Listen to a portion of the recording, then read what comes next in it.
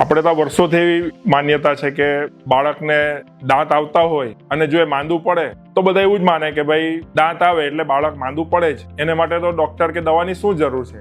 તો ચાલો મિત્રો આપણે જોઈએ કે દાંત આવવાની પ્રક્રિયાની અંદર મિથ અને ફેક્ટ શું છે. પહેલું તો બાળકને દાંત આવે એટલે તાવ આવે. જો બાળકને દાંત આવે ત્યારે ઝીણો તાવ રહી શકે, પરંતુ એ તાવ 1-2 દિવસમાં ઉતરી જાય છે. પણ જો તાવ વધારે રહેતો હોય, બાળકને જો એની સાથે બીજા કઈ લક્ષણો હોય, બાળક ખાતું પીતું રમતું બંધ થઈ જાય, તો પછી તમારે બાળકને ડૉક્ટરની સલાહ લેવી જોઈએ, કારણ કે એ દાંતને લીધે હોતું નથી. બાળકને દાંત આવે ત્યારે તો ઝાડા થવાના જ એના માટે કોઈ દવાની જરૂર નથી.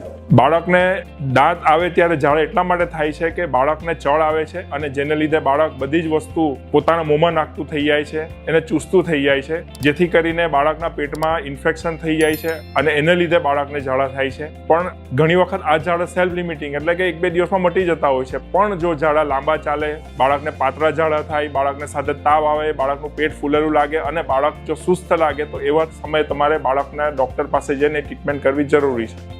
દાંત આવે એટલે તો ઉલટી થાય. મિત્રો, ફેક્ટ એ છે કે દાંત આવે ત્યારે ક્યારે ઉલટી થતી નથી. જો બાળકને ઉલટી થતી હોય અને બાળક રડતું હોય, તેવા સમયે તમારે ડૉક્ટરને બતાવવું જરૂરી છે. બાળકને દાંત આવે ત્યારે બાળક વારે વારે માંદું પડે. બાળક જો વારે વારે માંદું પડતું હોય તો બાળકને બની શકે કે કોઈ ઇન્ફેક્શન શરીરમાં વારે વારે જતું હોય, તો એને માટે તમારે તપાસ કરાવવી જરૂરી છે અને એને માટે ઈલાજ કરાવવો જરૂરી છે.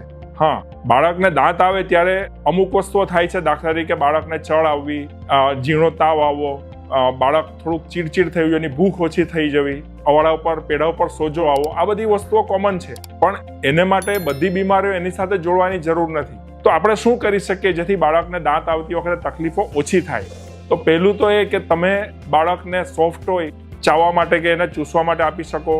થોડુંક ઠંડુ કરેલું પાણીનું કપડું એના મોંમાં મૂકી શકો. બાળકને તમે સ્વચ્છ ટીથર પણ આપી શકો, અથવા તો તમે એના અવાડા ઉપર થોડો મસાજ કરો તો બાળકને સારું લાગશે. તમે એને આપણા ગાજર કે કાકડી જેવી શાકભાજી છે તેને પણ તમે ચાવવામાં રહી શકો. તેને 2 ફાયદા થશે. એક તો એનો રસ પેટમાં જશે, બાળકની ન્યુટ્રિશન વધશે, અને બીજું કે બાળકની જે ચડાવવાની પ્રકૃતિ પણ શાંત થશે. તમે એના પેડા ઉપર થોડું મધ પણ લગાડી શકો અને બાળકને ફર્શ અને એના રમકડા સાફ કરીને રાખો, જેથી કરીને એ મોંમાં નાખે તો પેટમાં ઇન્ફેક્શન જાય નહીં. તો આટલી વસ્તુ તમે કરશો તો બાળકની દાંત આવવાની પ્રક્રિયા ખૂબ સહજ રીતે થશે અને બાળકને કોઈ તકલીફ થશે નહીં.